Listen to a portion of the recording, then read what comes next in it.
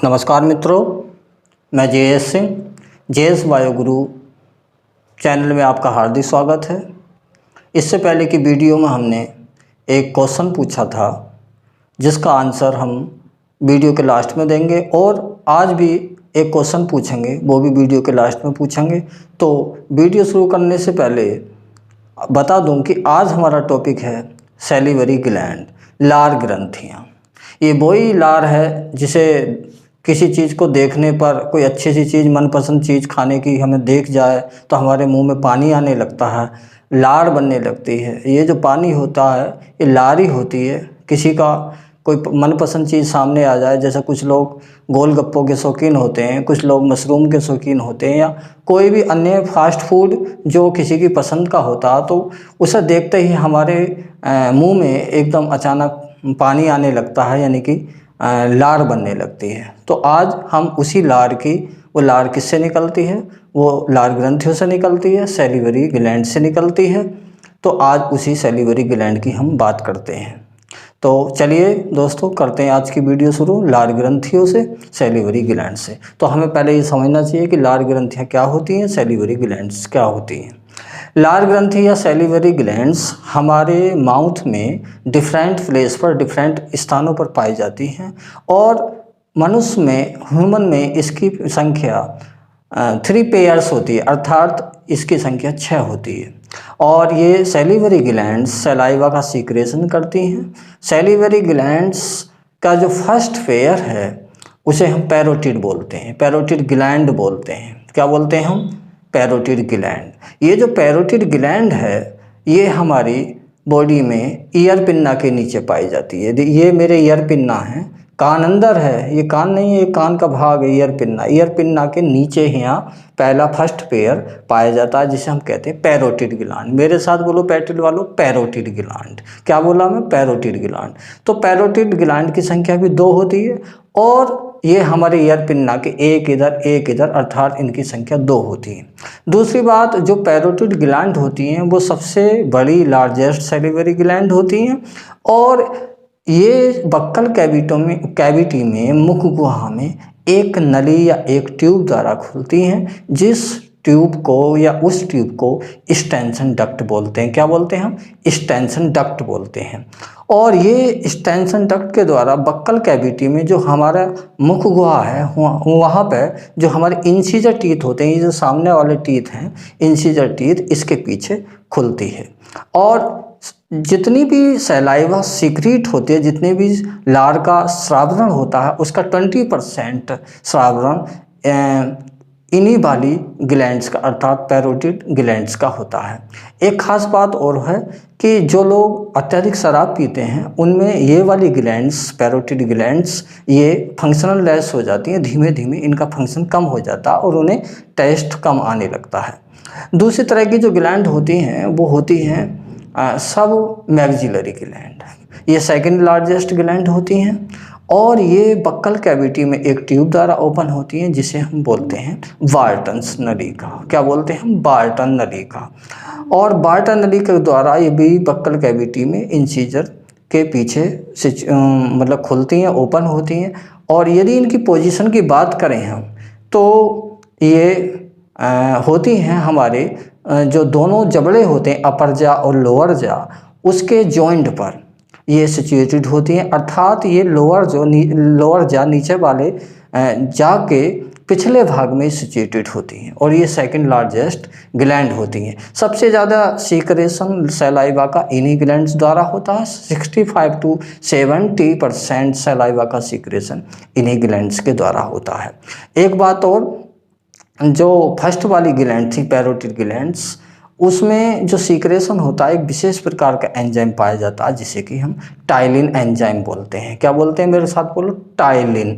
और टाइलिन जो एंजाइम्स होता है यह कार्बोहाइड्रेट को डाइजेस्ट करता है, अर्थात स्टार्च का डाइजेशन करता है, और स्टार्च को किस में बदल देता है? सिंपल फॉर्म में कन्वर्ट कर देता है, अर्थात डाइसैकेराइड माल्टोज में वो बदल देता है। तीसरे प्रकार की जो सैलिवरी ग्लैंड होती हैं, उन्हें वो जो सिचुएटेड होती हैं वो हमारी जीभ के नीचे होती हैं, टंग के नीचे होती हैं।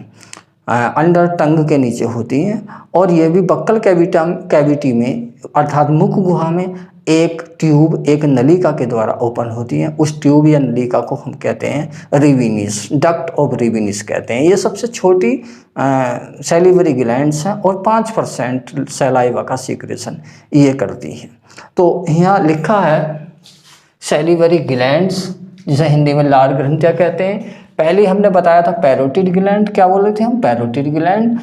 और ये कहाँ बताई थी मैंने, ईयर पिन्ना के नीचे बताई थी, इसके नीचे बताई थी। और लार्जेस्ट सैलिवरी ग्लैंड है, ये भी बताया था। 20% सीक्रेशन इनसे होता है और इनमें एक एंजाइम पाया जाता है, टाइलिन नामक एंजाइम, जिसे हम एमाइलेज भी बोलते हैं। क्या बोलते हैं, एमाइलेज। क्या बोल सकते हैं, एमाइलेज। और किसका ये डाइजेशन का फंक्शन क्या है, इनका कार्य क्या, इनका कार्य है स्टार्च को माल्टोज में बदलना। स्टार्च एक कार्बोहाइड्रेट है और किस प्रकार का कार्बोहाइड्रेट है, पॉलीसैकेराइड है, यानी कॉम्प्लेक्स है या जटिल कार्बोहाइड्रेट है। इस जटिल कार्बोहाइड्रेट को सिंपल कार्बोहाइड्रेट अर्थात डाइसैकेराइड अर्थात माल्टोज में कन्वर्ट ये टाइलिन या एमाइलेज एंजाइम करता है। सेकेंड टाइप्स की जो ग्लैंड बताई वो submaxillary gland, submaxillary ग्रंथियाँ, हिंदी में लिखा है। और ये बक्कल कैविटी में किसके थ्रू खुलती हैं, सब मैक्सिलरी ग्रंथियाँ या सब मैक्सिलरी ग्लैंड किसके थ्रू बक्कल कैविटी में ओपन हो रही है,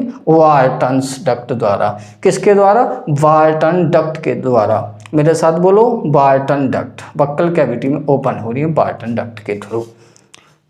और ये लोअर जाके पोस्टीरियर पार्ट में सिचुएटेड होती हैं, जो निचला वाला जबड़ा है उसके पीछे वाले भाग में अर्थात यहाँ सिचुएटेड होती हैं। सेकंड लार्जेस्ट ग्लैंड होती हैं और 65 to 70% सलाइवा इनसे सीक्रेट होता।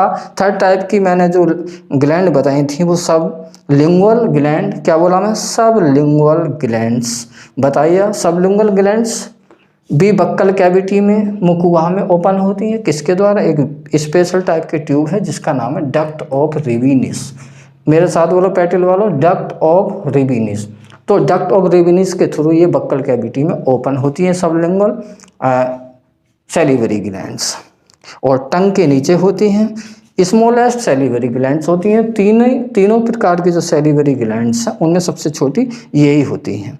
और 5% सलाइवा का सीक्रेशन इन सबलिंगुअल ग्लैंड्स के द्वारा होता है। तो एक बात समझ आई हमारे कि 3 पेयर्स सैलिवरी ग्लैंड्स हमारी बॉडी के अंदर पाई जाती हैं। उनकी पोजीशन हमने बता दी, लेकिन सभी का एक विशेष काम होता है। वो काम होता है वो लार का या सलाइवा का सीक्रेशन करना। तो ये लार, मैंने बताया कि लार हमें किसी मनपसंद चीज़ को देखकर हमारे मुंह में अचानक लार आने लगती है।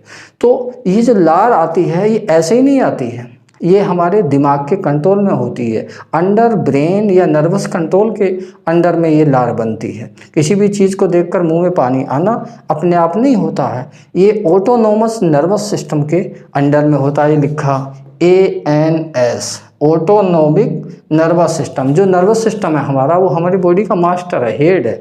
तो ये भी नर्वस सिस्टम भी 3 टाइप का होता है, CNS, ANS, PNS। चलो ये तो बात की बात है, ये ब्रेन का टॉपिक है।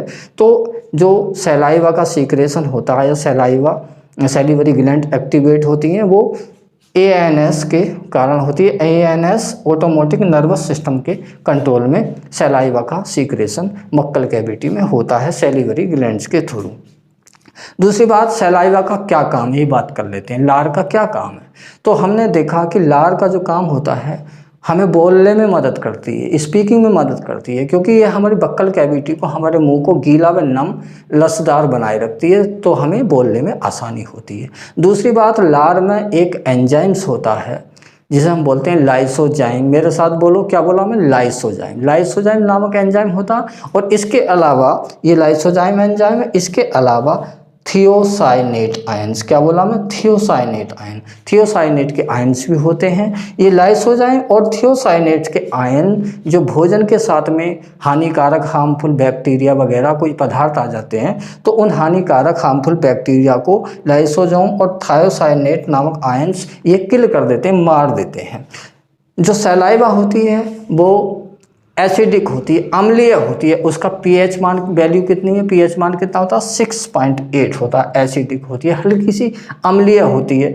आप लोग जानते हैं पीएच मान क्या होता है, हाइड्रोजन आयंस की उपस्थिति पीएच वैल्यू को या पीएच मान को दर्शाती है। तो ये हल्की सी अम्लीय होती है, 6.8 इसका पीएच मान है। यदि 7 होता तो ये न्यूट्रल हो जाती, उदासीन हो जाती, लेकिन इसका पीएच मान 6.8 है, इसलिए हल्की सी एसिडिक की अम्लीय होती है।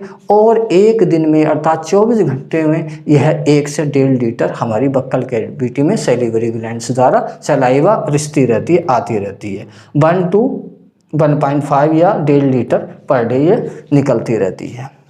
तो ये सैलिवरी ग्लैंड्स के बारे में बात हुई, लार के बारे में बात हुई, सलाइवा के बारे में बात हुई। अब मैंने वीडियो के शुरू में पूछा था कि हम कल की वीडियो का आंसर बताएंगे। तो कल की वीडियो में मैंने एक क्वेश्चन पूछा था, वह क्वेश्चन क्या था आप लोगों को शायद याद होगा। मैंने पूछा था कि वर्ल्ड हेपेटाइटिस डे, अर्थात दोबारा बोल देता हूँ, वर्ल्ड हेपेटाइटिस डे अर्थात विश्व हेपेटाइटिस दिवस किस दिन मनाया जाता है। तो इसका सही आंसर है 28 जुलाई। क्या आंसर है इसका, 28 जुलाई, 28 जुलाई को प्रतिवर्ष वर्ल्ड हेपेटाइटिस डे मनाया जाता है। आज का जो क्वेश्चन है वो पूछने से पहले मैं एक बात कहना चाहूँगा, यदि आपको मेरी टीचिंग मेथड, आपको मेरी वीडियो पसंद आती है तो आप इसे लाइक और शेयर कर दिया करें। तो आज का क्वेश्चन मैं पूछ लेता हूँ, स्नेक अर्थात सांप की लार ग्रंथियाँ किसका मॉडिफिकेशन होती हैं। चूँकि सैलिवरी ग्लैंड्स या लार ग्रंथियाँ केवल मैमल्स में पाई जाती हैं, अर्थात स्तनधारियों में पाई जाती हैं, इसके अलावा नहीं पाई जाती। तो जो सांप है उसमें जो पॉइजन ग्लैंड्स पाई जाती हैं, जहर ग्रंथियाँ पाई जाती हैं, वो किसका मॉडिफिकेशन होता है। एक बार पुनः क्वेश्चन बता देता हूँ, सांप या स्नेक में पाई जाने वाली पॉइजन ग्लैंड्स किसका मॉडिफिकेशन होती है। तो ये आज की वीडियो का क्वेश्चन। आशा करता हूँ आपको वीडियो पसंद आई होगी। कल मिलते हैं नई वीडियो के साथ। थैंक यू, नमस्कार।